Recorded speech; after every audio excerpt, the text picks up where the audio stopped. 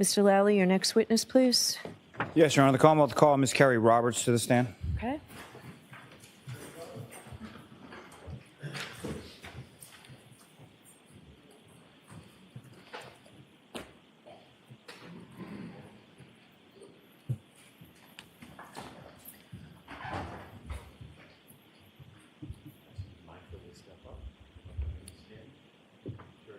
Raise your right hand. Do you solemnly swear the evidence given to the court and jury in the case now in hand should be the truth, the whole truth, and nothing but the truth, so help you God?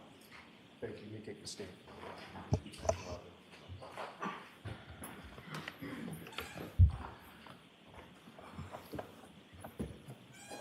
All right, Mr. Lally.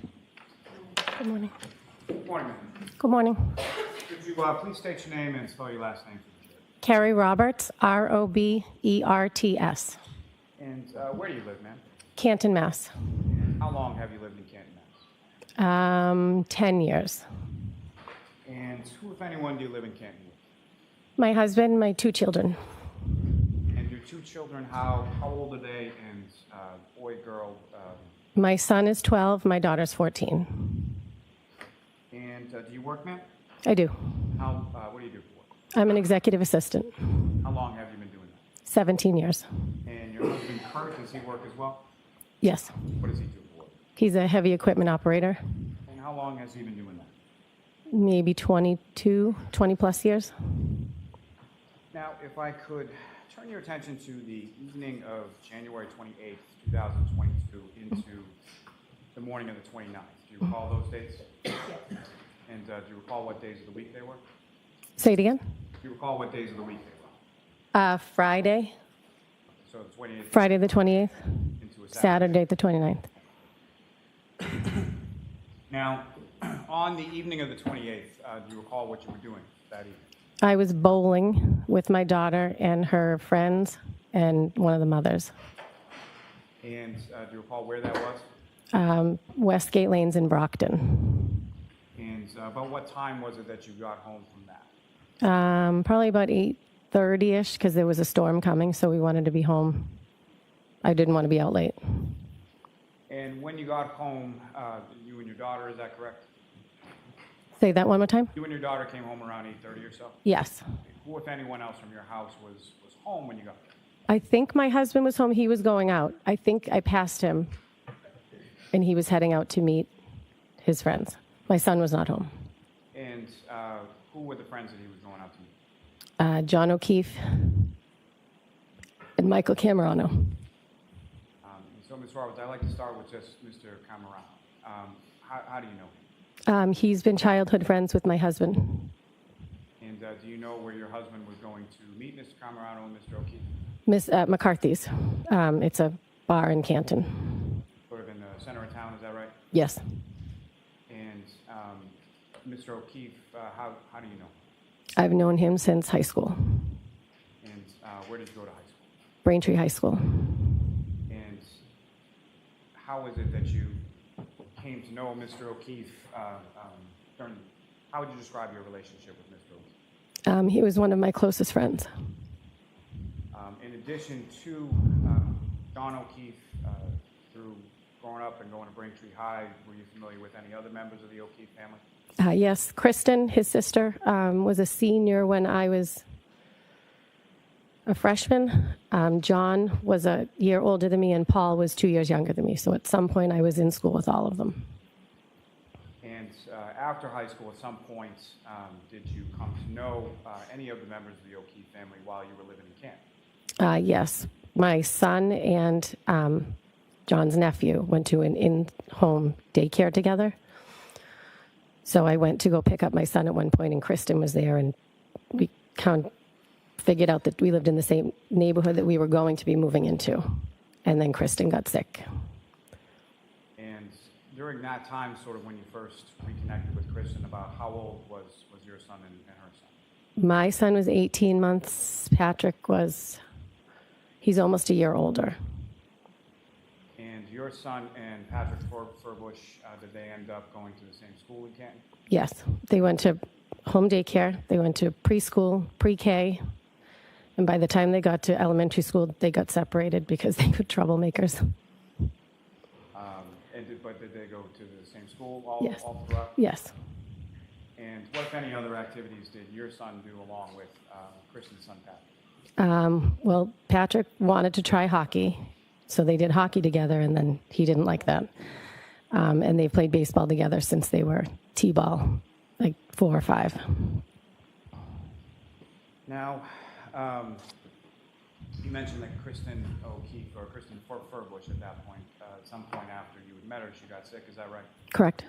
Eventually she passed away, is that right? Correct. And after she passed away, her husband also passed away?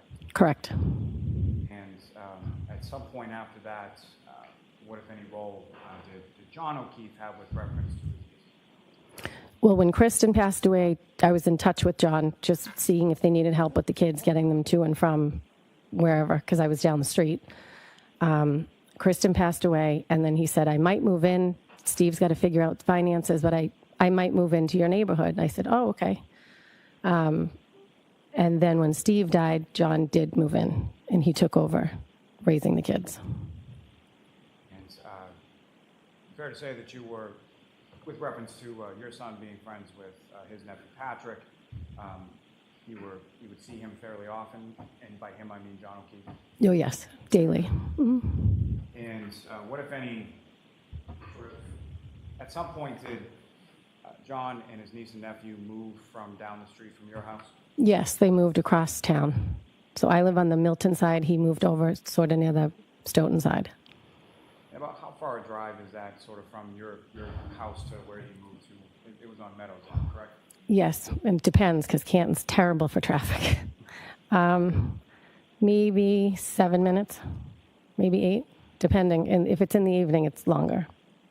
And after Mr. O'Keefe and his niece and his nephew moved sort of across town, where did his nephew Patrick, where did he go to school at? He remained at the same school that he was at with my son. So on Wednesdays, when John couldn't grab him in time because he'd be working in the city, Patrick would come home with me. You were familiar with what Mr. O'Keefe did for a living? He was a Boston police officer, but at the time he was working in an office registering sex offenders. And so you would help out as far as picking up his son. What, if any, assistance did you have with regard to his niece Kaylee as well? Say that one more time. What, if any, assistance did you have with regard to Mr. O'Keefe and his schedule with regard to his niece Kaylee as well? I didn't take care of Kaylee as much. That was sort of, there was other women, Jen McCabe, one of them. She sort of really took hold of caring for Kaylee because her daughter was friends with Kaylee, and I sort of got Patrick. So, Miss Lally, you have to keep your voice up. I'm really sorry. I didn't mean to interrupt you. Sorry. And if you could keep your voice up too, okay? My apologies.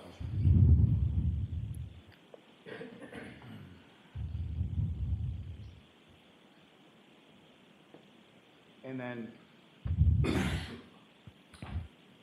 through the years that you knew Mr. O'Keefe when he lived in Canton and your time being friends with him, what, if any, conversations would you have with Mr. O'Keefe in regard to any sort of relationships or dating or anything like that? Well, he dated a lot of people. But So as it far as depends. Your conversations with what, if any, sort of role would you have, or what, if any, knowledge did you have in reference to the people that he dated? My husband, whenever he would go on a date with somebody, he would have my husband come meet them, sort of say, like, what do you think? And he had a couple of girlfriends that were very nice. Now, at some point, did you become aware of a person by the name of Kerry? Yes. And when was it and how was it that you first came to know that person? John called me and said, Karen and I are going to stop by because we had people over. And I said, who is Karen? Because I didn't know if he was going to bring someone from high school and surprise me with a random, I had never heard of her. And he said, you know who Karen is? The girl I'm dating. I said, nope, but okay. And then they came over that night. And do you recall when about that was? I think it was sometime in July. In July of what year? What are we, 2020? 2020? Sometime shortly after sort of the COVID pandemic. Yes. How would you describe your relationship, if any, with Karen Reed? She was like another person that took care of the kids. She took care of Kaylee and Patrick a lot, so I would coordinate with her if Ryan and Patrick were going to go to the golfing range, or if Ryan was going to go with them to the Red Sox game, that kind of thing. We weren't do lunch or hang out like girlfriends. Was there any occasions where you had sort of socialization or go out as couples or anything like that with Mr. O'Keefe? And No, they came over our house one time, and then we'd do baseball tournaments down the Cape, and we'd all get together, but the four of us never went out. And just for clarity purposes, do you see Ms. Reed in the courtroom today? Yep. You. Identify her as to where she's seated or an article of clothing she's wearing? Say that again? Could you identify as to where she's seated or an article of clothing that she's wearing? She is seated at that front table, and she has a black and white suit jacket. No, I just asked the record reflect identification to identify the witness. Yes. Thank you.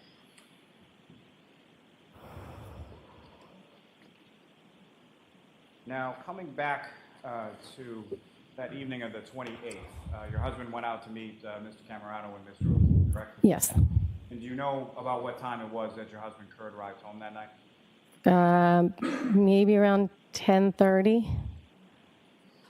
And after he arrived home, what, if anything, specifically do you recall the two of you doing or anything before going off to bed? I remember sitting on the couch, and the front door is right there, and it was open, and it started to snow. It had just started to come down probably about midnight, but it was coming down fast, so you knew it was little snowflakes usually mean a big snowstorm. And I said, well, it's starting, so we went to bed because we knew we weren't going out anywhere. And as far as turning your attention to the next morning, at some point you awoke. Do you recall what it was that awoke you that morning on the 29th? Karen called me at 5 o'clock in the morning. And is that sort of a normal occurrence as far as Ms. Reed calling you and specifically calling you that early? No. And when you went to answer the phone, at some point did you look at sort of like the screen to your phone? I don't know. I just answered Ask it. this in a different way. As far as, at some point, did you realize or did you know whether or not that call that at some point you answered, correct? Yes. Okay. And the call that you answered, do you know whether or not that was the first call Ms. Reed had placed you that morning or no? It was the second call, only from looking at my phone after, because I said, oh, shoot, she called me. She just called and I didn't. She called twice. And the phone call that you answered, about what time was that? 5 on the dot. And if you know, from looking at your phone, the phone call that you didn't wake up or didn't answer, do you know how long before that phone call was? I think it was a minute or two before. So 5 o'clock on the dot, you get a phone call, you answer it, and it's Ms. Reed, is that right? Correct. And that phone number, you had her sort of programmed into your phone as a contact, is that correct? Yes. And on prior occasions, had you called that number or gotten a call from that number on prior occasions? Yes. And when you got that call or made that call, who was the other person on the end that you were speaking? Say that again? Maybe a pretty simple question as far as it goes, but just with reference to any prior phone calls that you either got or received with that number that you programmed in as Karen Reed, when you spoke to someone by calling or receiving a call from that contact, who was on the other end of the call? Karen Reed. Okay. So you answered the phone sometime right around 5 a.m. and can you describe to the jury sort of what the content of that conversation was? I answered the phone, and she said, John's dead. Kerry, Kerry, Kerry. And then she hung up. And as far as her end of the conversation, did you say anything or get a chance to say anything before she hung up? No. And when she's speaking to you and saying those words to you over the phone, how loudly is she saying those words? Very loud. She woke my husband, who was sleeping. So at the time that the phone rings and you pick it up, your husband's sleeping, correct? Yes. And then afterwards, he's awake. Correct.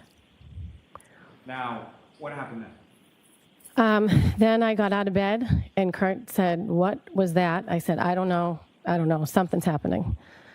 And I think I started getting dressed at that point because I don't know if I started getting dressed at that point or after she called back again. I tried to call her, I think, a couple times back to be like, what is going on? Finally, she called me back again, and she said, I'm afraid John might be dead. He might have gotten hit by a plow. He did not come home last night. I was not supposed to stay in Canton last night, and he would never leave Kaylee alone. I think something happened. And do you recall earlier in the day of the 28th having any communication with either Mr. O'Keefe or Ms. Reed? I did with John. He texted me. Do you recall generally what that was about?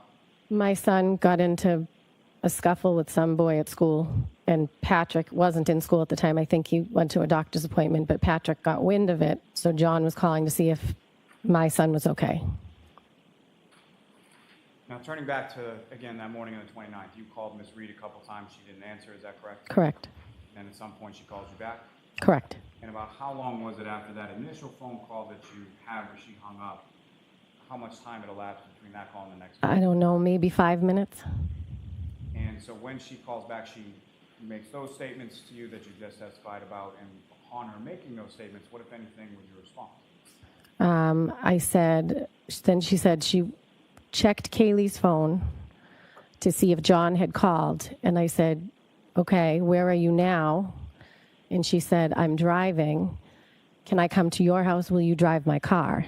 I don't remember anything from last night. We drank so much, I don't remember anything.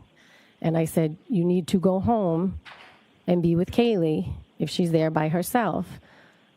I'll go look for him or something of that nature. Because I said, you're going to get a DUI. If you were drinking all night last night and you don't remember anything, you shouldn't be driving. All right, so next question, please. When you were talking to her on the phone, what, if any, observations did you make of sort of how she was speaking or She was very frantic, and her voice was elevated. She was very frantic. and the loudness that you were describing during the course of that first phone call, what, if any, observations did you make with respect to that in regard to the second? Same. Throughout the rest of the day, it was the same. So you indicate to her that she needs to go home, is that right? Correct. And what, if anything, did she say in response to that? She'd said, I'm going to come to your house. Will you drive my car? And I said, okay. And after that, what did you do from there? I started getting dressed. I think that's when I was starting getting dressed. And my husband said, where are you going? I said, I don't know. Something happened. John didn't come home. Karen's worried, so I'm going to go help her. And he said, you're not going anywhere. It's a blizzard. And I said, yes, I am.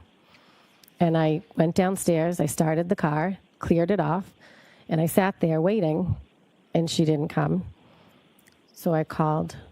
During the time that you're waiting in the car, do you know about how long a period it was that you were waiting in the car? I would say at least 10 minutes of sitting in the car.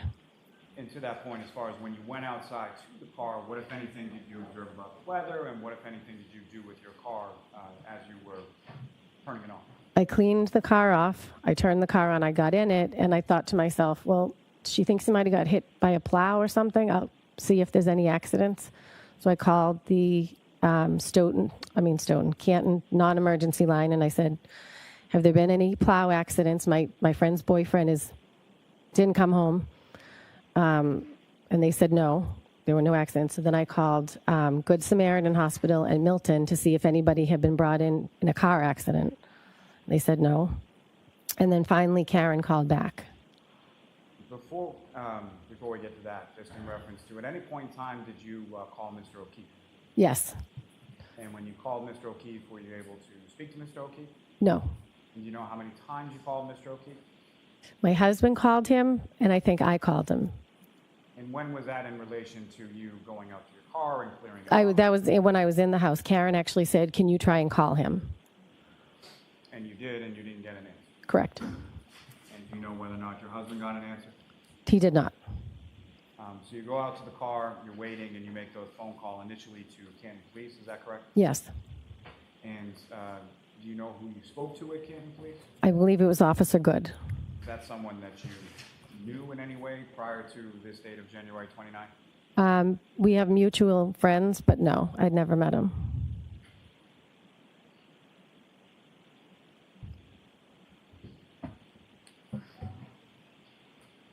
Now, you call the hospitals, and then at some point after you finish speaking to the hospitals, the defendant then calls you back, correct? Yes. And what, if anything, can you describe to the jury sort of what was the content of that conversation that third time? She said, I said, where are you? I'm in the car. And she said, I'm at Jen's house. And I said, Jen who?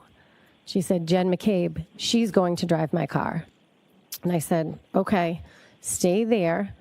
I'll come to there. We'll follow and we'll drop your car off.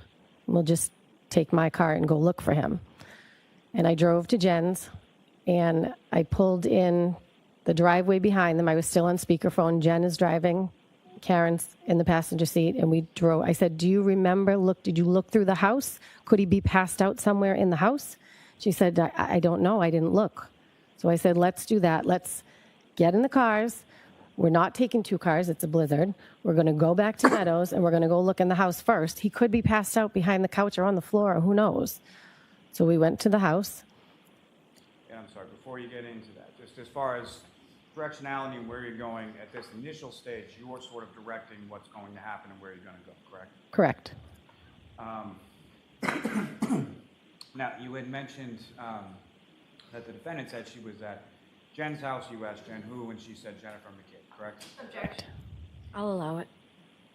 With regard to Ms. McCabe, did you know her, or how did you know her prior to this morning of January 29th? I had met her once when John took her and I to Reebok because he got a 50% discount, so we would go periodically and get the kids' shoes. So she, John, and myself went to Reebok, got shoes, and then we went to the hillside for lunch. That was it. I wasn't friends with her. Is that someone that you had programmed in your phone as a contact? Did you have her information prior to January 29th? No. And when you went to Ms. McCabe's house that morning, how was it that you knew where Ms. McCabe's house was at that point? I've picked up Kaylee there a time or two for John and brought her home if I was heading that way, because Jen's house is on the way to John's. And so you go to Ms. McCabe's house, and can you describe for the jury sort of what you observe or what you see when you're first coming up to Ms. McCabe? I pulled in the driveway behind Karen's car, and Karen and Jen are in the car talking. I'm still on Bluetooth so I can hear them. And Karen said that she remembered leaving him at Waterfall. And Jen said, no, I saw you pull up to my sister's house. And then at some point in the conversation, she said, what about my taillight? What about my taillight? And I looked, and there was a piece missing, but it was caked on with snow. You could tell there was a little black hole, but there was snow like caked on it, and it was a blizzard at this point. Now, just as far as over the course of this early morning when you're making that drive from your house to Ms. McCabe's house, correct? Yes. So during that time, can you describe sort of what the lighting conditions were, what the roadway conditions were, what you observed as you were driving over there? It was not light out yet, and it was really bad driving. And bad driving in reference to snow, was that correct? Yes. So you get to Ms. McCabe's house, and during the drive from your house to Ms. McCabe's house, you're speaking to both Ms. McCabe and Ms. Reed. Yes. And with reference, I think you've said a couple times as far as a Bluetooth. So as far as what you're hearing on the other side of the conversation, is it just one person, or are you able to hear sort of everything that's going on in the car? I could hear everything. It was like a regular phone call in the car. From where you were, your impression was it was hooked up to the speaker of the car. Correct. And when you get to Ms. McCabe's house, or what you were just testifying about as far as the taillight, when is it that you're making those observations? In Jen's driveway. And so about how far away from the defendant's car are you the first time that you see or your attention is drawn to this taillight? I was parked right behind them in the driveway. And can you describe which part of the vehicle you were looking at as far as which taillight that you're observing this damaged? The right passenger. And so from there, as far as Ms. McCabe's driveway, you make these observations. Where is it that you go from there? Say it again? So after you're making those observations and you're overhearing that conversation, or you're having that conversation over the Bluetooth, where did the three of you go? We went to Meadows, to John's house. And how was it that each of you sort of got from Ms. McCabe's house to John's house on Meadows? Jen drove Karen's car, and I followed behind in my car. And when you arrived there, where did you go? Where did you park? Like, I think I pulled in right behind. She pulled her car sort of in front of the garage bays, and I pulled in the driveway behind her. and when you say she, do you know who was driving? Jen McCabe, sorry. Driving and Miss Reed's in the front passenger seat. Correct. And you're driving your car behind. Correct. And what kind of car did you have? A Ford Explorer, Do you recall what color it was? dark gray. And as far as Miss Reed, do you recall what kind of vehicle she had at that point? A Lexus SUV, Recall what color that was? black. Now, with respect to Mr. O'Keefe, do you recall what kind of vehicle John O'Keefe had? He has a Traverse. And do you recall what color that was? It's like a beige green. Your Honor, with the court's permission, if I could ask to publish what's been marked as exhibit number 2. Okay.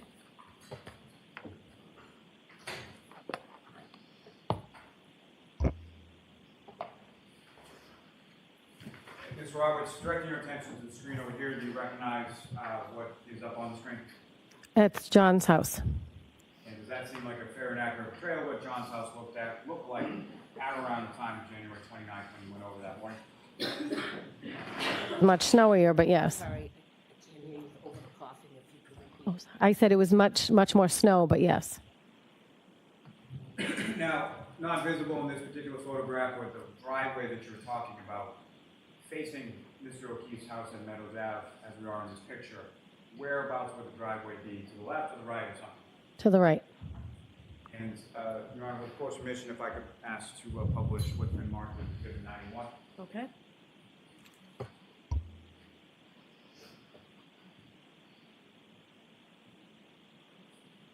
And again, Ms. Roberts, do you recognize what's up on the screen? That is John's car. And what is it that's behind John's car? Behind a basketball hoop? No, I'm sorry. That's correct. Not the rear of the vehicle, but sort of in the photograph behind on the other side of the passenger side of the vehicle. Oh, the garage doors? And there are two garage doors, one on the left, one on the right. Is that correct? You're familiar with this house? We've been over it a number of times when Mr. O'Keefe lived there. Correct. And as far as, what, if anything, were you familiar with as far as Mr. O'Keefe having regarding sort of security around his house? Security, he has a Ring camera that was in the driveway and a Ring camera that was at the side door. And with regard to the garage itself, as far as you've been in there as well? Yes. And so what is behind the left door of the garage? His big old blue convertible. And on the right side of the garage, what, if anything, is in behind it? Nothing. He's got all organized stuff and kids sporting. I don't know if he parked in there or not. Now, as far as how Mr. O'Keefe kept his garage, kept his home, was there a particular way in which he kept it when he lived there, you know? Neat freak. I'm sorry, what was that? He was a neat freak. Okay. And as you enter into this garage, what, if any, access would you then have to inside the home? There's a set of stairs and it brings you right into like the mudroom, which leads into the kitchen. Now, when you would go over to Mr. O'Keefe's house on this occasion or any other occasion, what, if any, rules or preferences would Mr. O'Keefe have with regard to footwear? You did not wear footwear in the house. You took your shoes off. And is that something that applied to people that live there as well as people that were visiting? Yes. And how would you describe, is that a relatively strict rule? Yes. Now, Your Honor, with the court's permission, if I could, I'd like to publish a portion of Exhibit 6, ring video. Okay. Gentlemen, if I could have from the driveway, video number 154. I'm going to ask you to just pause that, please. So, Ms. Roberts, do you recognize what's up on the screen? Yes, that's Karen's car and my car, and John's is in the background. Now, in front of you on the desk, there should be a laser pointer. It's not just. Oh, thank you very much. Thank you. So, pressing on that button and pointing sort of at the screen, if I could ask you just direct the jury's attention to where you see Ms. Reed's vehicle, where you see your vehicle, and where you see Mr. O'Keefe's vehicle, if at all. That is John's car. That is Karen's car. That is my car. And is this a fair and accurate portrayal of sort of where the cars were and what things looked like when you first arrived at Mr. O'Keefe's house, coming from Ms. McCabe's house? Yes. Ms. Gilman, if you could. Positive. Now, with reference to any individuals that you observe in this video, again, using the laser pointer, if you could draw the jury's attention to who you observe and where they are. That is Jen McCabe, and that is Karen Reed, and that's me. And at some point, you enter in through the garage, is that right? Correct. Now, as far as the garage doors were concerned, when you came back that morning, what, if anything, did you notice about the garage door? The right garage door wouldn't close. So it was open when you arrived? I don't recall if it was open when we arrived, but when we were leaving, it wouldn't close. And do you recall, do you have any idea of sort of how that mechanically worked, like how you would open, how you would close the garage door? Yeah, there's a code on the side. And at any point in time, whenever you noticed that the garage door was open, were you or any of the people that you were able to close that door? No. And so is that the door that you entered into in order to get into the garage, to get into the mud, and take off your shoes and go in the house? Correct. And when you came into the house that morning and you entered into the mud, what, if anything, did you do with your shoes, and what, if anything, did you observe Ms. McCabe and the defendant do with their shoes? Jen and I both had taken our shoes off in the sort of steps in the garage before we entered into the mudroom. We took our shoes off, and Karen just walked in. And Ms. Gilman, if you could just play the video from that.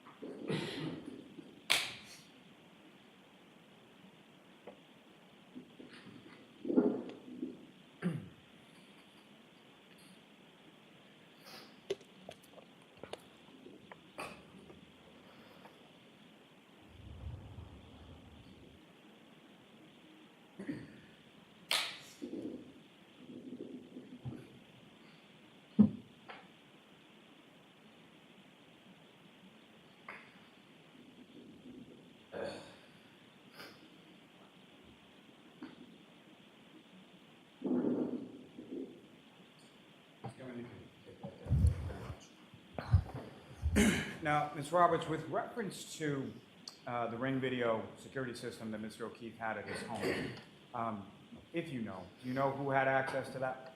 I do not. Obviously, do you know whether or not Mr. O'Keefe had access to that?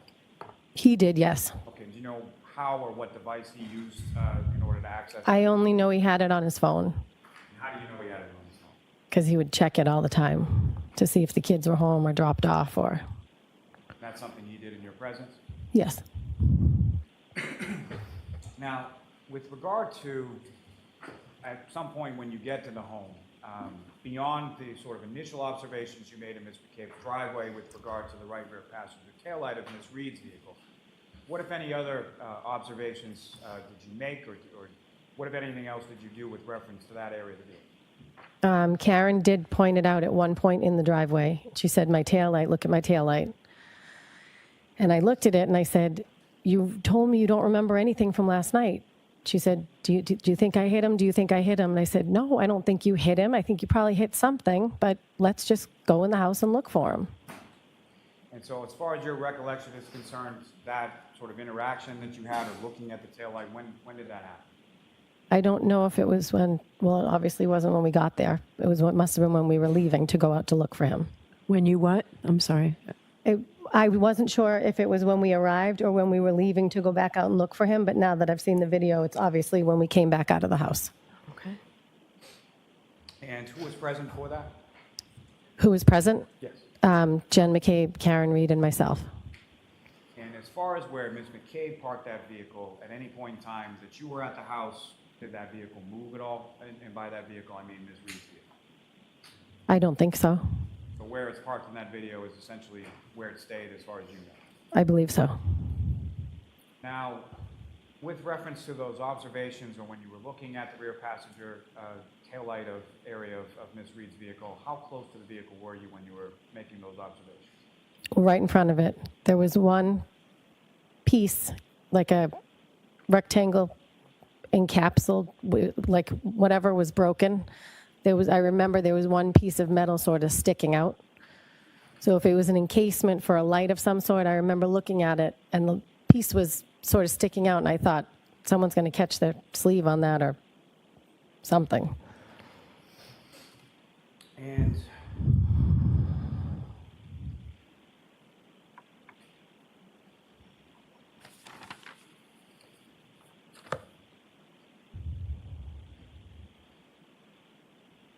now from there,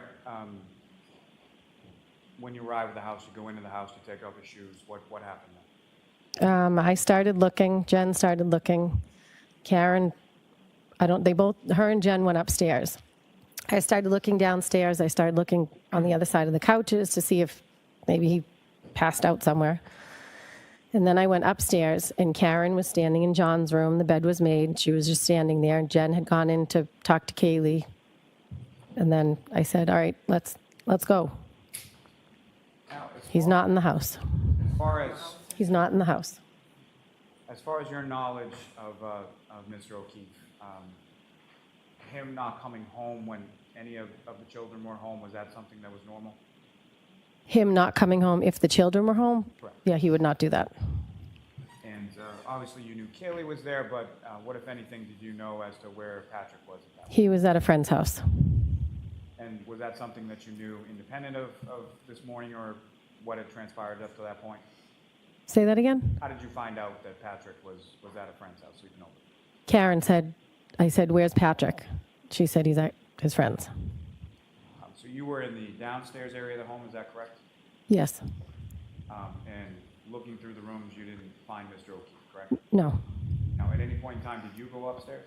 I did. And when you went upstairs, where in the upstairs did you go? At the top of the stairs is John's bedroom, so I looked in there.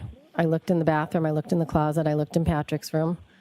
I looked in the other two bedrooms, and Kaylee was in her room.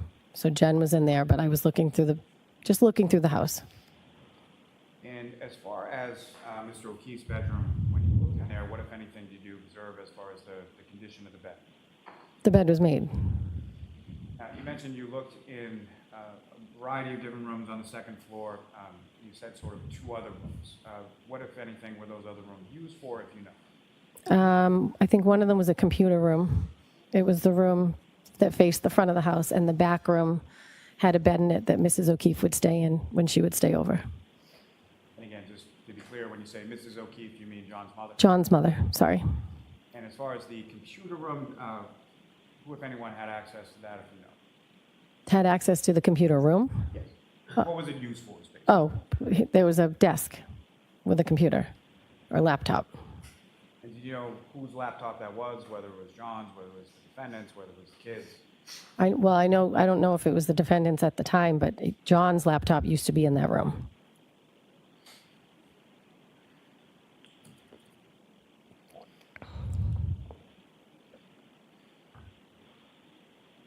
Your Honor, with the court's permission, Would ask if I could publish just a couple more photos on the screen for Ms.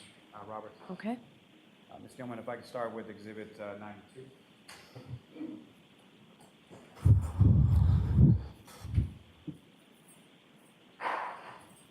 Ms. Roberts, directing your attention up to the screen, do you recognize what's depicted in that photograph? That's Karen Reed's Lexus. And specifically, if you could, using the laser pointer in front of you, direct the jury's attention to where you observed damage that way. That's where the metal piece I was describing was. As far as what's depicted in this photograph up on the screen, is that consistent with what you observed in Mr. O'Keefe's driveway and Mr. McCabe's driveway when you saw it at home? Well, caked in snow, but yes. So absent the snow, yes. Yes. And Ms. Gilman, if I could have the next exhibit, number 93. Again, Ms. Roberts, do you recognize what's depicted in this photograph? Yes. Essentially a closer-up image of the same area, correct? Yes. Again, what's depicted in this closer-up image, is that also consistent with what you observed in Mr. McCabe's driveway and Mr. O'Keefe's driveway that day? Yes. Now, Your Honor, with the court's permission, I would ask again if I could publish a portion of what's been marked as Exhibit 41. Okay.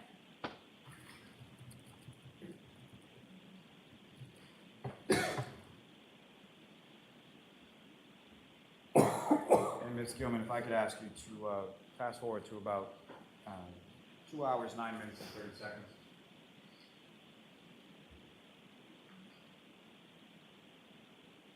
You could play from there.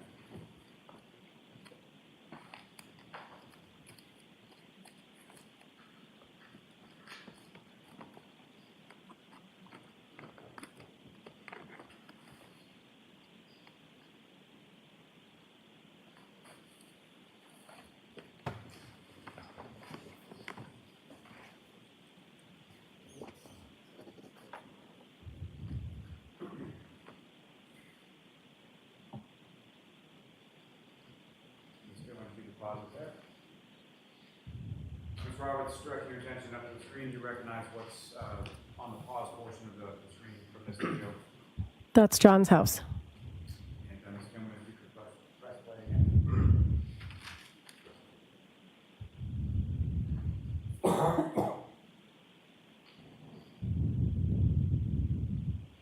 Ms. Gilman, if you could pause it. And again, Ms. Roberts, directing your attention up to the screen, do you recognize what's sort of in front of the camera in this particular portion of the video? That's Karen's car and John's car. And where you observe Karen's car and John's car, again, if you could just, using the laser pointer, direct the jury's attention to where you observe each of those in this still frame here. That's Karen's car. That's John's car. And are those essentially the same positions that you were talking about that the jury saw earlier in the ring video from Mr. O'Keefe's house? Yes. Your Honor, may I approach? Yes.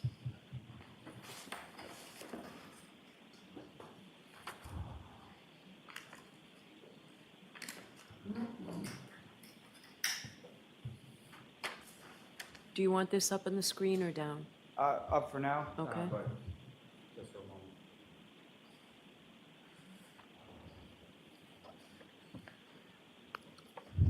Ms. Roberts, I'm going to show you just two photographs. Ask you to just look at those and look finish.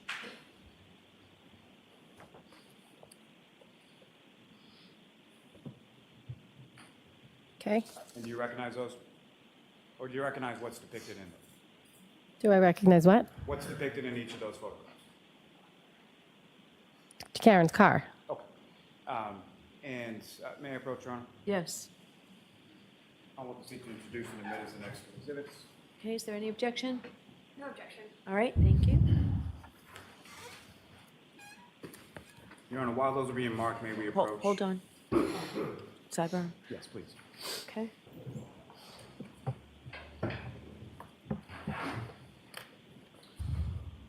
Your Honor, with the court's permission, I would ask to publish first what's been marked as Exhibit 101. Okay.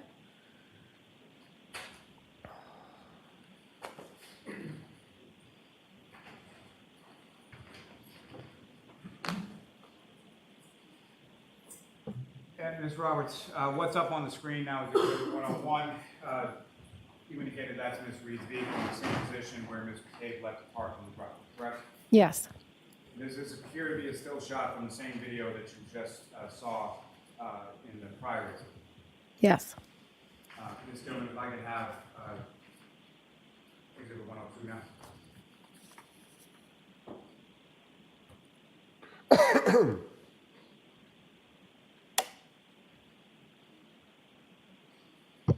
And Ms. Roberts, what's up on the screen, that's the second photograph that I showed you just a moment ago. Yes.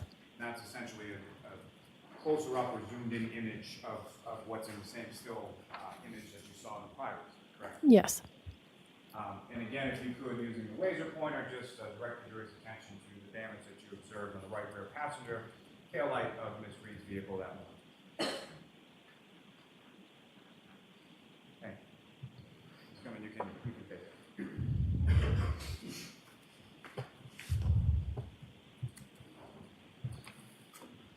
Now, you go look through the home, you don't find Mr. O'Keefe, and what happens then? Then I said, let's go look for him. If he might be walking home, or if you thought he got hit by a plow, let's just, and Jen and Karen wanted to go back to 34 Fairview where they were at. Jen said she saw her pull up to 34 Fairview the night before. So Karen really wanted to go back there. I was the one that said, no, let's drop a car off, go to Meadows and look through the house, and then we'll start looking if he's not in the house. So that's what we did. We got in the car, and we were going to head back to Jen's sister's house. And so this conversation, as far as the defendant, as you're testifying, really wanting to go to Fairview, when did that occur in relation to when you got to Mr. O'Keefe's? On the way from Jen McCabe's house to John's house in the car. So this is over the Bluetooth as you're driving? Yes, Karen said I left him at Waterfall, and Jen said, no, I saw you pull up in front of my sister's. And so after coming out of Mr. O'Keefe's house, do you exit the same way that you entered? Yes. Come out the garage door, get into your car? Yes. And if you could describe to the jury sort of where was everybody seated in your car when you get it? I was driving, Karen was in the back seat, and Jen was in the passenger seat. And as far as Ms. McCabe's sister's house, at the time, did you know where that was or who her sister was or anything like that? I didn't even know she had a sister. And do you know about how long a drive or how far a drive or what the route was that you took going from Meadows to her sister's house? I think we went main roads because we were looking to see, I mean, I don't know what we were looking for, but we were looking for him. I don't know if we thought he was walking home or if he got hit by a plow. So we went main roads. We pulled out, I think we went Bolivar Street, and then Jen was giving directions because I didn't know where we were going. And to be clear, Bolivar Street you're talking about, that's Bolivar? Yes. And so then Ms. McCabe is then giving you directions as you're driving, correct? Correct. Now, as you're driving,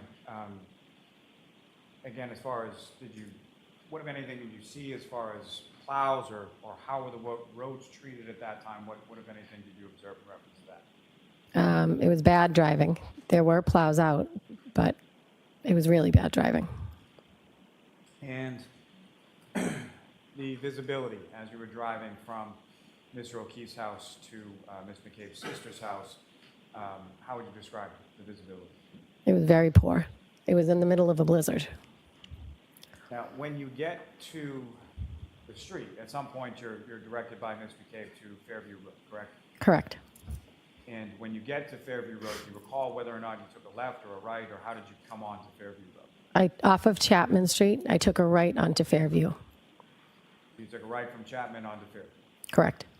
And as you're coming down Fairview Road, what, if anything, did you note or observe as far as the sort of elevation of the roadway? You go downhill. You go down a hill? Yes. This particular area of Canton, obviously you've lived in Canton for several years. Are you somewhat familiar with this area of Canton? Yeah. And how is it that you were familiar with the area of Canton prior to this date if you've never been to Ms. McCabe's sister's house? The commuter rail is right near there that I would take to work.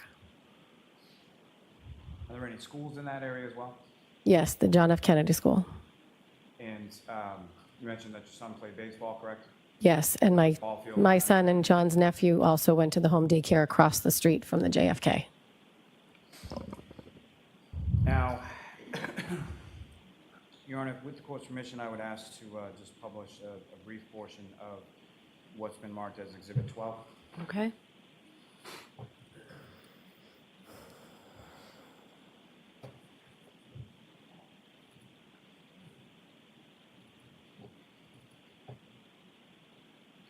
Gentlemen, what I'm going to ask is if you could push this video forward to 2 minutes and 30 seconds.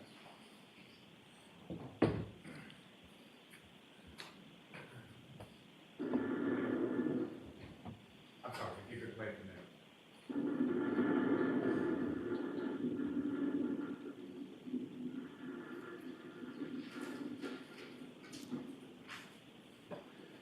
I could ask him to stop right there. Ms. Roberts, from what you've seen on the video, as far as what's depicted in this video, is that a fair and accurate portrayal or consistent with what you observed that morning as you were driving around going from Mr. O'Keefe's house to Ms. McKay's sister's house? Yes, And the turn that this vehicle is taking at this point in the video, about 2 minutes and 40 seconds in, do you recognize what street that vehicle is turning onto? I believe it's Fairview. And Ms. Gilman, if you could.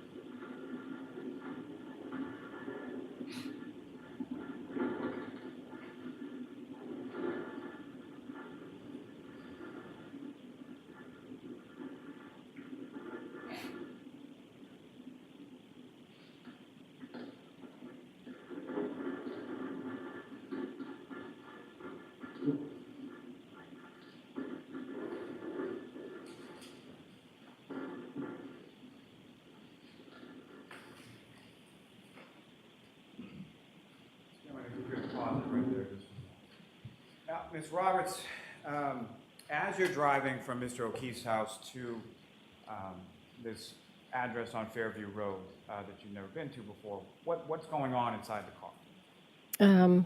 Karen was frantic. She wouldn't put her seatbelt on, and I was getting nervous because we're driving in a blizzard. She kept leaning in between the two seats. I think at some point she was texting in the back seat, and then she'd be leaning. She was just frantic the whole morning. And as far as her screaming, do you recall anything specifically that she was screaming, or what, if any, sort of conversation was going on in the car as you were driving? There was some conversation about a woman I didn't know that was Bella's mom, and she said Bella's mom never liked me. I think Bella lived near Jen's sister, maybe. I don't know. Some conversation about Bella's mom, and Karen said she didn't like me. And do you recall where you were in your travels when that topic of conversation came up? No, I don't recall. Now, in reference to following that, what, if anything, did you say in regard to any other sort of women? Any other what? Following that conversation in regard to Bella's mom, who you didn't know, what, if anything, did you say or introduce into the conversation of this woman? Fairview Road runs along Spring Street, I think it is. Spring Lane. So Spring Lane and Fairview are both off at Chapman Street, and there was a woman he dated that lived on Spring Lane. So when Jen was telling me where her sister's house was, I said, I don't know where Fairview is. And she said, it's near Spring Lane. And I said, oh, where the dance instructor lived. John had once dated a dance instructor. And then Karen said, do you think he could have gone there? Do you think that's where he could have been? No, I was just using it as a reference point. She said it's near Spring Lane, and I knew that the dance instructor lived on Spring Lane. And just to be clear, when you say the dance instructor, this would be for his niece, Kaylee? Correct. And you indicated that the two of them, being Mr. O'Keefe and the dance instructor, had dated at some point in the past, correct? Yes. How long ago was Oh, it was when Kaylee was little. She was probably like 5. So almost 10 years before this date that you're driving away. Now, as you're driving along and driving down Fairview, what is it that you're doing? What, if anything, do you observe Mr. McCabe doing? And then what, if anything, do you observe the defendant? Well, we were looking for John walking or wherever he may be. So I'm driving and looking on both sides, and I think Jen was looking on both sides. And Karen she would be in the back seat, then she'd be in between us, then she'd be in the back seat, and then in between us. And as you came down the hill on Fairview, what, if anything, what happened then? Jen said, my sister's house is right up here. And all of a sudden, Karen said, there he is, there he is. Let me the F out of this car. And she started kicking the door. And how was she kicking the door? With her feet. Well, how was she kicking the door? How hard was she kicking? Oh, pretty hard. I mean, she wanted to get out of the car, but it was locked because once you start driving, the back doors lock. So I looked over and I didn't see anything. And I looked at Jen and I said, she's crazy. And I unlocked the door and I sat back and watched. And she ran over to a mound of snow. And so as the time you're driving down the road, have you seen anything, as you're driving down, sort of looking at the side of the road, have you seen anything on your side of the vehicle? No. And when you say she gets out of the vehicle, is it your side or passenger side where Mr. McCabe is that? The driver's side. So she gets out of the driver's side of the vehicle and the back passenger, correct? Correct. And how quickly does she go sort of from your car to where she ends up? She ran over to the mound.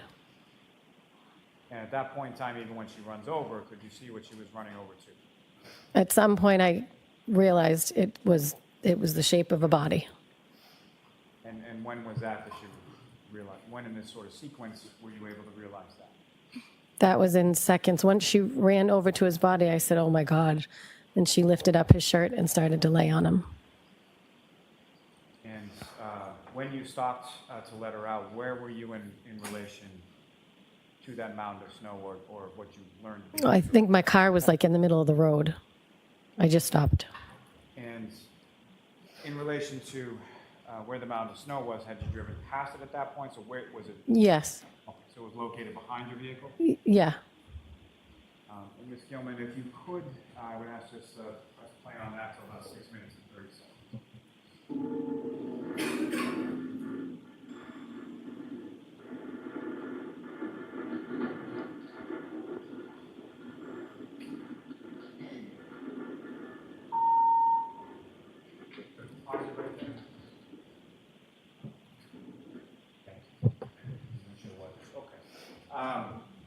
What's depicted in the screen in front of this camera angle? Do you recognize what that is?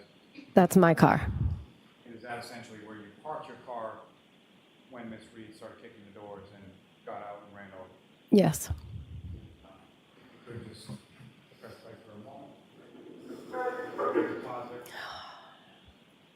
Now, from this video, do you see where in relation to your vehicle, Mr. O'Keefe, where you found Mr. O'Keefe? With the pointer? If you could. Okay. And Ms. Gilman, if you could, again, display for about the 6.5 minutes.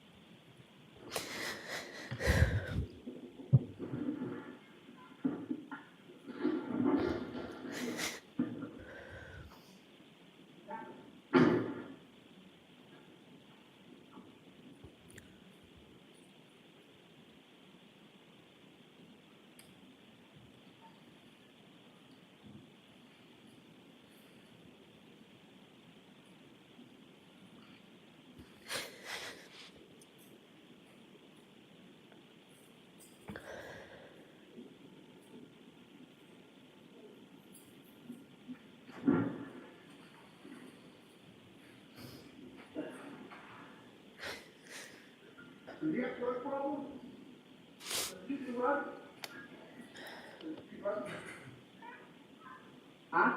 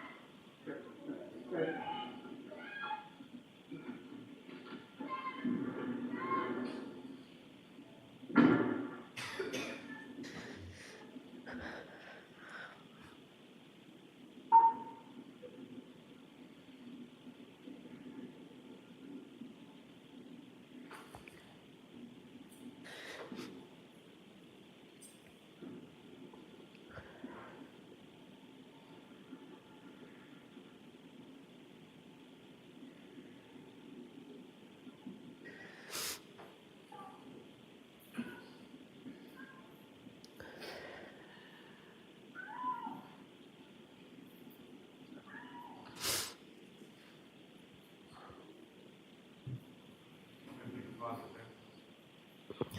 Individuals on screen again, they're just using the laser pointer and direct your attention to those are. That is Jen McCabe. That's Karen Reed. That's me. Just coming into play again.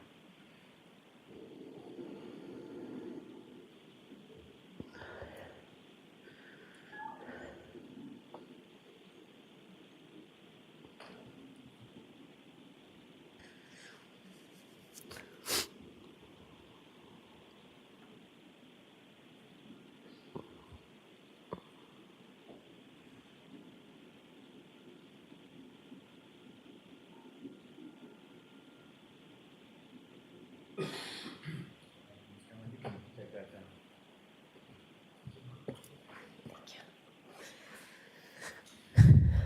Roberts, in relation to what you just saw in the video, as far as at some point, the rear sort of tailgate or hatchback on your SUV, that was in the up position, is that correct? Yes, And do you recall why that was?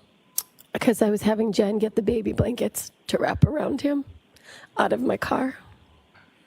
And is that something that you just sort of have in the back of your car at all times? Yeah. Now, at any point in time in that sequence, did you call anybody or have any sort of phone calls that you made that went to voicemail at that time? Did I? Yes. I don't know. And so nothing that you recall, is that correct? Correct. And did you observe Ms. McCabe make any phone calls that just sort of went to voicemail and she left her phone in your car? Objection. Sustained. Let me take you back, sort of when you're pulling. So as far as the conditions when you pull up and the defendant's banging on the door and gets out and runs over to Mr. O'Keefe. What's depicted in that video, obviously without your vehicle being in the middle of the roadway, is that fair and accurate portrayal of what the road looked like and sort of what you saw upon your arrival? Yes. So after the defendant gets out of the vehicle, what did you do? Where did you go? When I realized it was him or someone, I ran over and I dug his head out of the snow. And do you recall you recognized the person in the snow was Mr. O'Keefe? Once I dug his head out, yes. And do you recall how his body was positioned as far as how was he on his stomach, on his back, on his side? He was on his back. And so you brushed some snow away from his head, is that correct? Off his face. And when you were brushing the snow off his face, what, if anything, did you observe about his face or the condition of him? He had blood coming out of his nose and his mouth. And his right eye it looked like a golf ball. His left eye was fine, but the right eye looked like a golf ball. Now, you mentioned that you wiped some snow from around his head. What, if anything else, did you observe on the rest of his body? He was bleeding in the back of the head. So when I was wrapping I don't know why I was wrapping blankets around his head, but I didn't know. He had a cut on the back of his head. Do you recall which side of his head that cut was on? I don't. It just was blood on the blanket that was under him, under his head. Now, as far as the rest of his body, did that have snow on it as well? Say it again, I'm sorry? The rest of his body, separate from his head area, what, if any, snow did you observe on the rest of his body? He was completely covered. And do you know about how much snow was covering the rest of his body? I would say like 4 inches, maybe 3. I don't really remember exactly how many, but he was covered. And so with reference to Mr. O'Keefe and when you arrived there, 3 of you being you, the defendant, and Ms. McCabe, what is it that you were doing when you first sort of come over to Mr. O'Keefe? Well, Karen was laying on top of him, and I told her to get off him because I was going to do CPR. And I said, Jen, you need to call 911. And I started CPR on his chest compressions, and then Karen was giving him mouth to mouth. And as far as CPR goes, is that something that you had any training in prior to this? Yes. And can you tell the jury a little bit about that as far as what, if any, training did you have as far as CPR was concerned? I get CPR certified every 2 years through the American Red Cross at work. So you start doing chest compressions, is that right? Correct. And you direct Ms. McCabe to call 911? Yes. And what was the defendant doing at that? She was doing mouth to mouth, and she was frantic again, running around. And As she was running around, what, if anything else, was she doing or saying while she was running around? Did I hit him? Did I hit him? Is he dead? Is he dead? Is that something that she said once or more than once? More than once.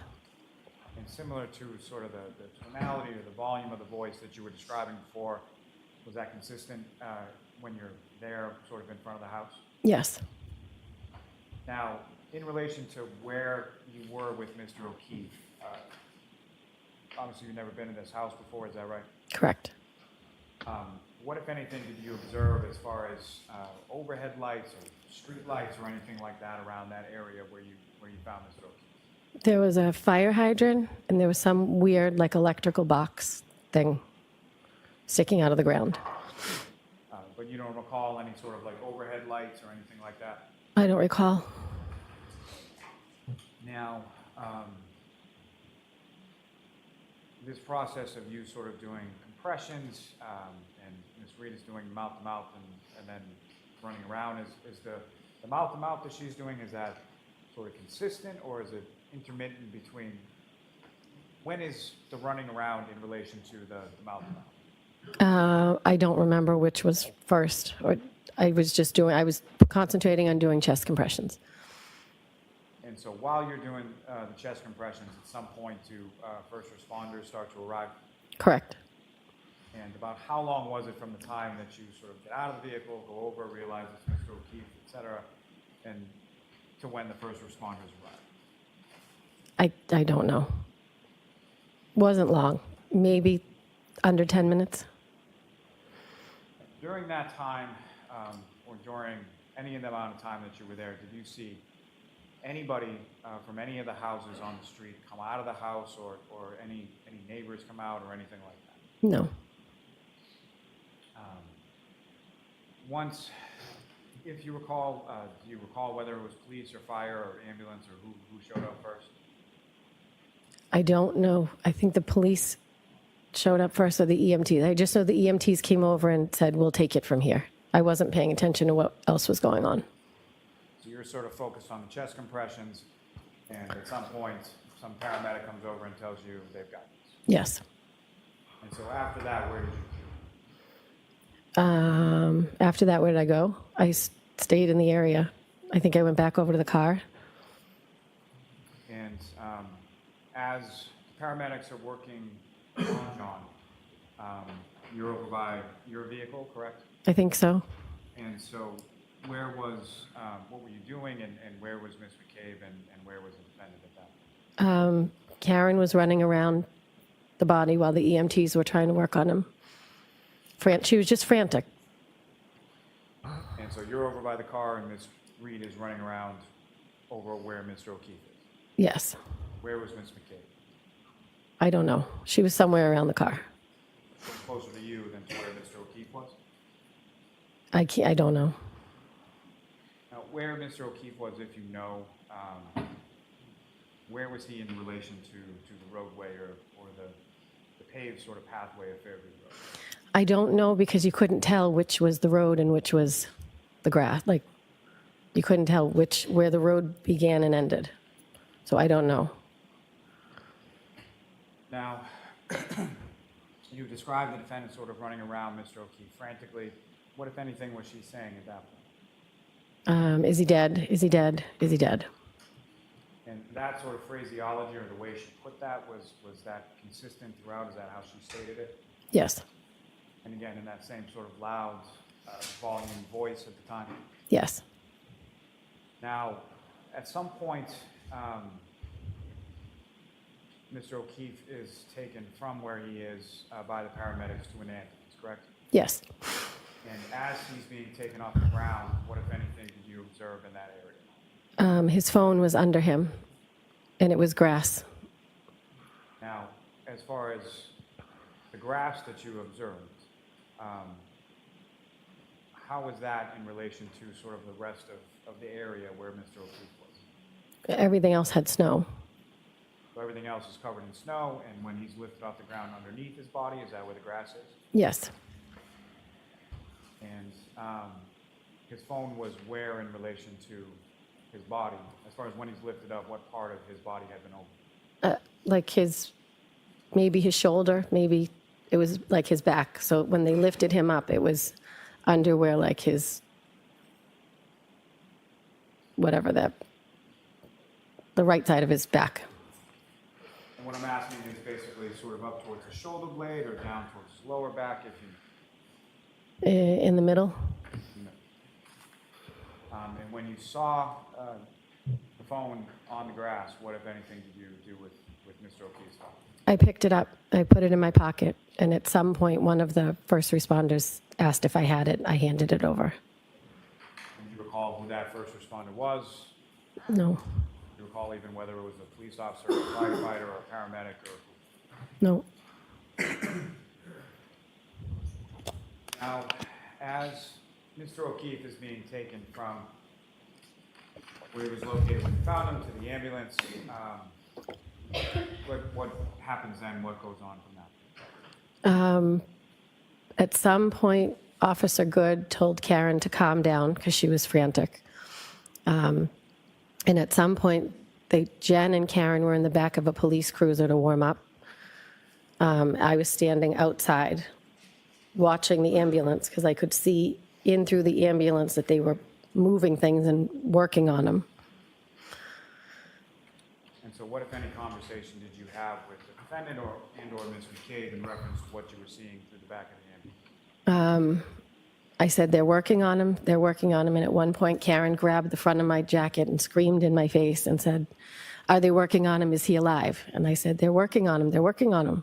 They wouldn't be working on him if he was dead. And then she had us hold hands and pray. And then at some point, she had blood on her hands, and she told us she had her period. So I think she was just in a state of shock, maybe. And what, if anything, did either you or Ms. McCabe say to her when she said that? We said, no, that's not your blood. That's John's. And what happened then? Then the ambulance drove away. And if you know about how long was it from the time that you were told by the paramedic to sort of step away from Mr. O'Keefe, they had this, from that point to when the ambulance drove away? I don't know. I don't think it was long. I watched them work on whatever they were doing in the back of the ambulance, and they got in the ambulance and drove away. And after the ambulance left, where did the three of you go, or where did you go? Where did Ms. Reed go? Where did Ms. McCabe? Karen, I had her in my car. Jen was going up to the door to her sister's house, and I said to the police, I had been on the phone now. I had called Mrs. O'Keefe. I had called John's mother. I had called John's father. At some point, Karen was on the phone with John's sister-in-law, Erin, telling him John's dead. So I grabbed the phone from her. I said, he's not dead. He's in the back of an ambulance. He's been in an accident. And she said that Paul was going to go, John's brother, to the hospital that they were bringing John to. So I spoke to I called Mr. O'Keefe. He didn't answer. Next question. That'll stand, but next question. So you call Mr. O'Keefe and Mrs. O'Keefe John's parents. Correct. At some point, you have a conversation with them, correct? Correct. And do you know why it was that Ms. McCabe was going into the house on Fairview? Do you know why? To wake her sister, I think. And after those conversations, so you grab the phone from the defendant, you speak to Erin O'Keefe, correct? Yes. And following those conversations with members of the O'Keefe family, where is it that you were going from there? I asked Mrs. O'Keefe if she had four-wheel drive, and she said no, and Mr. O'Keefe had a van that didn't have four-wheel drive. So I said, I'm going to come get you, and I'll take you to the hospital. All right, so why don't we end this now for now? Thank you. Good afternoon, ma'am. Good afternoon. So if I could take you back just for a moment, and I apologize for this, but just for a moment back to when you first, where Mr. O'Keefe is on the grass, and at any point in time when you observed him, what, if any, observations did you make as far as how Mr. O'Keefe was dressed at that time? Was he dressed? Yes. He had jeans on. I couldn't really tell because he was covered in snow. But I know that I think he had 2 layers on because when the defendant lifted his shirt. Do you recall if any one of those layers was like a winter jacket or any kind of heavy coat or anything like that? No. I'm sorry, no, you don't recall, or no? No, it was not a coat.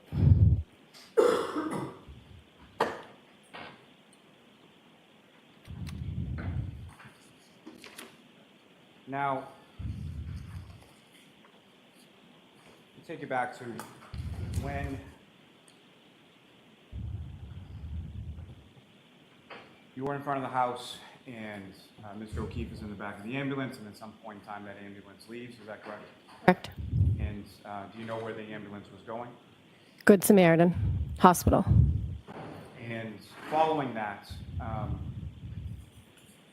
you mentioned that Ms. McCabe went inside the house, correct? Yes. And do you recall what it was that caused her to go inside the house? No, I'll allow that. Not what anyone said. I think she was going to wake her sister. And after she left, was there anybody else that, beyond sort of first responders or police officers and things like that, any other sort of civilian people show up that you recall? Matt showed up at some point, Jen's husband, Matt. And that was before you left, is that correct? Yes. And just to be clear, you had, and we'll get to this more in a moment, but you had left from the house once, come back, and then left again? Yes. And when her husband, Matt McCabe, showed up, which of those times was that, if you recall? I think he was there when I left the first time. And did you have any conversation with him? I just said, he said, I said, I'm going to get the O'Keefes. He said, do you want me to come with you? And I said, no. So he went in the house. And when you left, who, if anyone, initially when you left, who, if anyone, left with you? I left with Karen Reed. And as you're leaving in your car, you're driving, is that correct? Yes. Where is Miss Reed in the car at that point? Say it again? Where was Miss Reed in your car at that point? In the passenger seat. And as you were leaving, what, if anything, were the two of you doing or talking about, or what was going on when you left that first time? As we were leaving, she was saying to me, if anything happens to John, I'm going to kill myself. You need to take care of these kids. And how did you respond to that? He's not going to die. No one's doing anything of that nature. Or something of that nature, I said. And as far as you're driving away Chapman and you're facing towards Cedar Crest, is that right? Yes. And so when you left, are you following in that sort of same direction towards Cedar Crest? I took a right onto Cedar Crest. And then where did you go from there? And then I got to Dedham Street, and I went to take a right. And then Officer Good let me go to pick up the O'Keefes to take them. I had to give him my phone number so that he could get in touch with me if he needed to. So he did call, and he said, do you have Miss Reed with you? And I said, yes. And he said, please bring her back. Her parents have called in a suicide. They said she's saying she's suicidal, so they want her to be sectioned. And so coming back to that in a moment, but before you had left the scene, you hadn't talked to any police officers or anything at that time, correct? No, other than my name and phone number, but no. So you gave them your information and then said, I have to go pick up the O'Keefes. Yes. So you get that call from Officer Good, and then you come back to the house, is that right? Yes. And during any of that time, you recall the defendant, I know you had mentioned she spoke to Erin O'Keefe. Was there anybody else that the defendant spoke to or talked to while you were with her in the car? She spoke to her mother, and then I ended up taking the phone and speaking to her mother, and I gave her my phone number, and I said, I'm going to go to the hospital. She said, please make sure she does not have her purse. She has medication in her purse I don't want her to take. And then when you arrived back at the scene, what happened then? She just got out of the car and walked to the ambulance. And who, if anyone, did she walk, and by she you mean the defendant? I'm sorry, yes.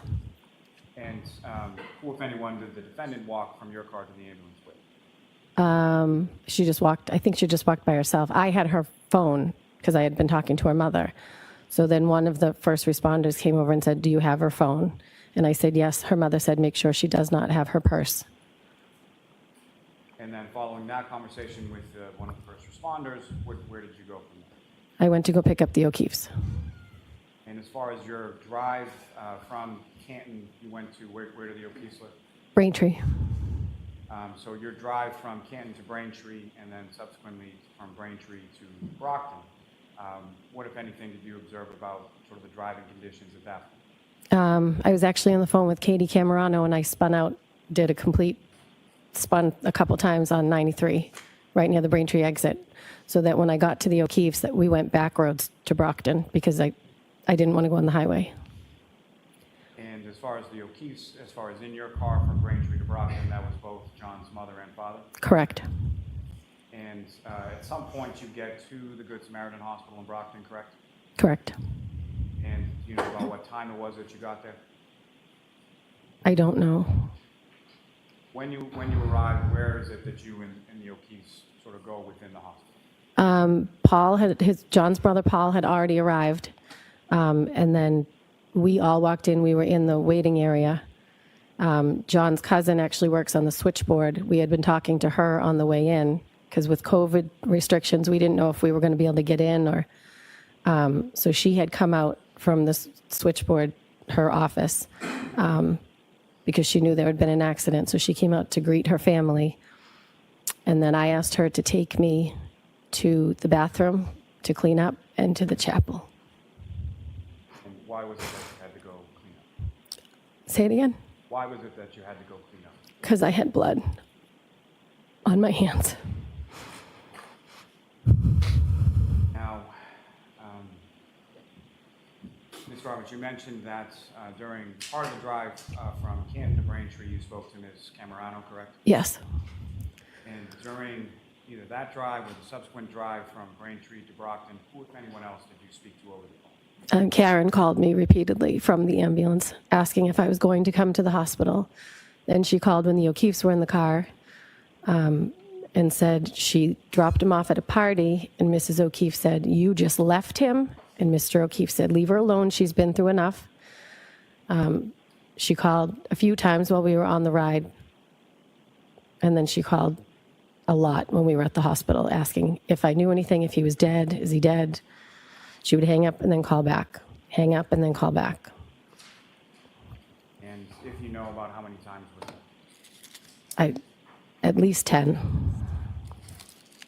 And that same sort of phraseology that she was using on scene as far as if she's dead, she repeated that in the phone calls at the hospital? Yes. Now, once you arrive at the hospital and you're able to clean up a little bit, where did you go from there? What happened there? I went to the chapel and I said a prayer, and then I went in and talked to John's cousin, and she said that Dr. Rice was going to ask to meet with the family and that they would be told how John was doing and that they would bring John's family back to see John. So when I came out, they were being called in by Dr. Rice, and I sat in the waiting area. And after some period of time sitting in the waiting area, what happened then? Mrs. O'Keefe came out and told me John was gone. And then she asked if I wanted to see him. So I did, because I figured it would be better than when I last saw him. Maybe he was cleaned up, but it was not. It was worse. Sorry, ma'am, but as far as say that it was worse, back in is that right? Yes. And what did you see? He was in a neck brace, and both eyes were huge. Whereas when I found him, it was only one, but they were like black, almost like filled with, I don't know, blood or fluid. They were huge. Beyond what you observed in his eyes, what, if anything else, did you see on John's body as you were?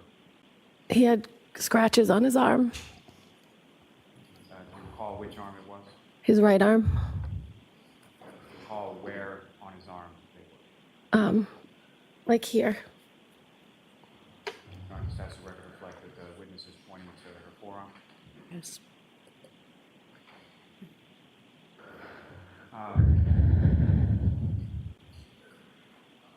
Following that, as far as going in to see John, what happened then? We came back out to the waiting area.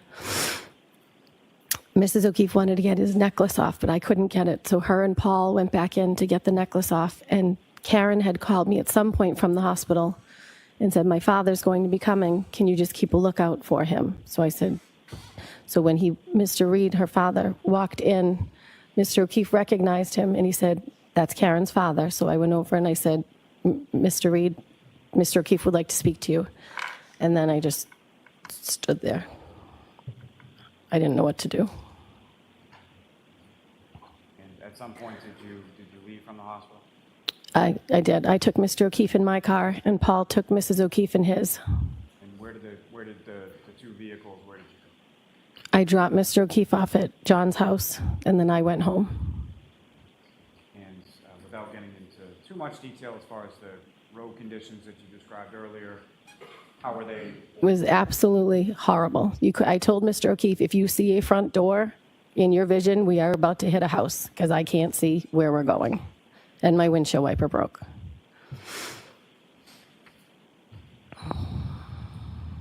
Now,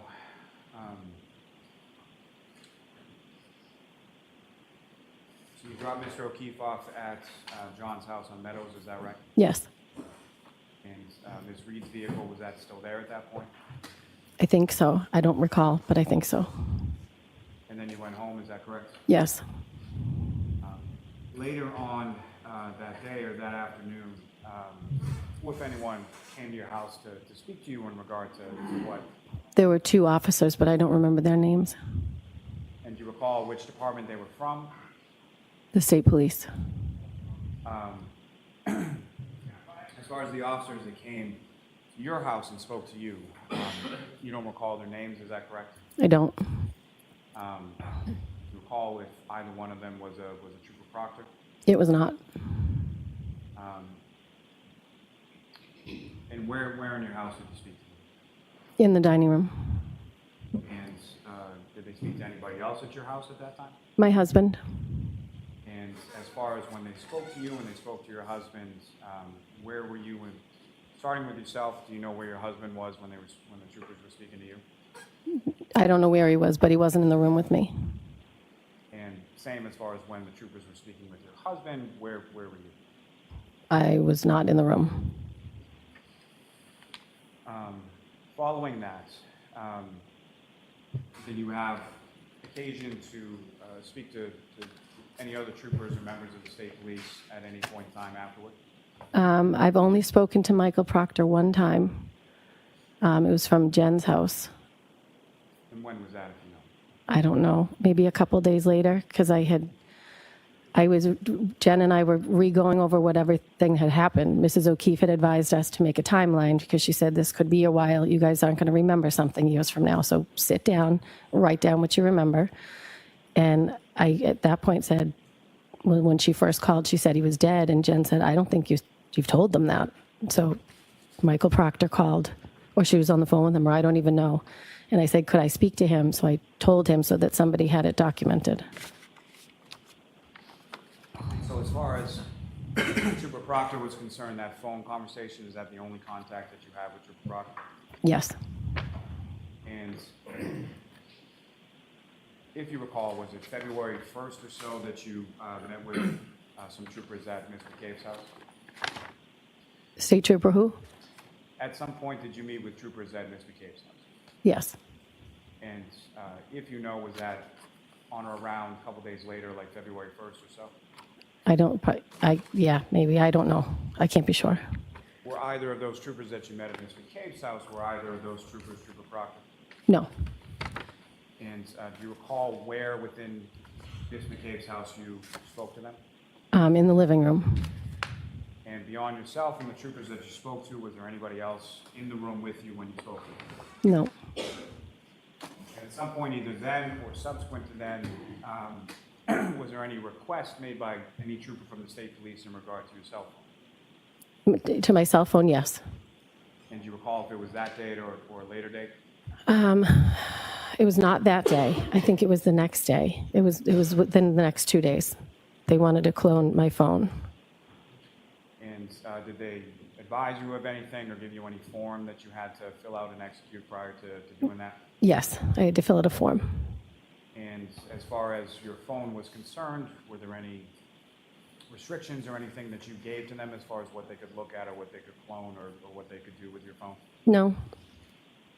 And as far as how sort of that process works, as far as a cell phone extraction or anything, do you know anything about that? No.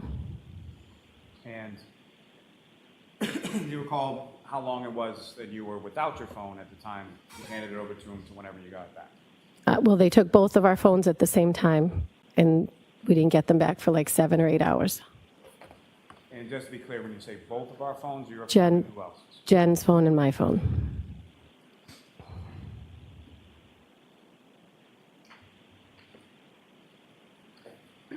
Now, at some point or at any point, did you give any kind of interview or have any conversation with any officer from the Canton police in regard to what happened that day? No. And are you familiar with a Canton officer named Michael Lang? Yes. How do you know him? My daughter and his daughter are friends. So beyond your daughters being friends, is that someone that you know or that you socialize with or anything like that? No, I mean, they've come over to my house, his wife and him, one time, but we don't hang out with them socially. His wife and I are friends. Now, at some point around this date, around January 29th, well, let me ask you, turning to the next day of January 30th, do you recall what you did that day? We went over to the O'Keefe's house. My daughter, Jen, and Jen's daughter, and myself. And following that, do you recall where you went? My daughter wanted to get dropped off to her friend's house at Mike Link's. And so after leaving the O'Keefe's house, is it still the same as far as yourself, your daughter, Ms. McCabe, and her daughter? Her daughter stayed at the O'Keefe's. And as far as Ms. McCabe was concerned, was it after dropping your daughter off, did you go anywhere with Ms. McCabe after that? I just stopped at Mike Lank's house, I think, and then we went home. And so when you got to your daughter's friend's house, who, if anyone, did you speak with? Mike's wife came out to the car to see how I was and how the O'Keefes were, and so she talked to us for a little, just asking how everyone was. And if you know, ma'am, do you know about how long that conversation was? I mean, I'm a talker, so it's probably a while. I'd say at least 45 minutes. Was that a conversation like through the window, or did she get in the car, or, you know? I think she got in the car. She was in the back seat because it was freezing. From that conversation, do you recall anything beyond sort of how people were doing or anything? Did you discuss anything about sort of what you had seen or what you had heard the day before on the 29th? I don't recall. It was just a regular conversation. Well, not regular, obviously, but she was more concerned how the O'Keefes were doing, how the kids were doing.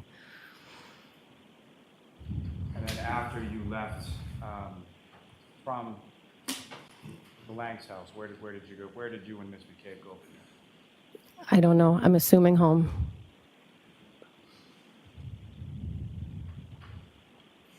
If I may have a moment, John? Yes.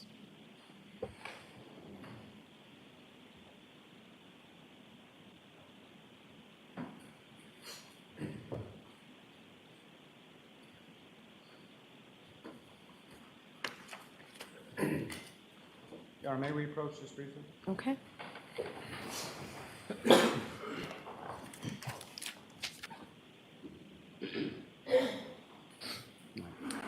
I have no further questions for this witness, Your Honor. Okay. Ms. Little? No questions, Your Honor. Okay. All right. Oh, thank you.